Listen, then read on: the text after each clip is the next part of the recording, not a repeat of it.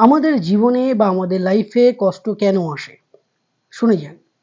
জ্যোতিষশাস্ত্রের মধ্যে ভাইটাল কিন্তু ৩ টে বিষয় আছে দশা, অন্তর্দশা, প্রত্যন্তর দশা।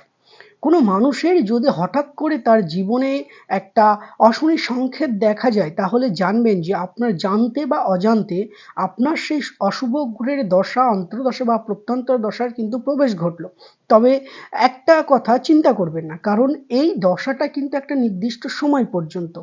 ভালো অতি অবশ্যই হবে। সেই দশা, অন্তর্দশা, প্রত্যন্তর দশা বেরিয়ে গেলে নির্দিষ্ট সময় পরে আবার ভালো হবে।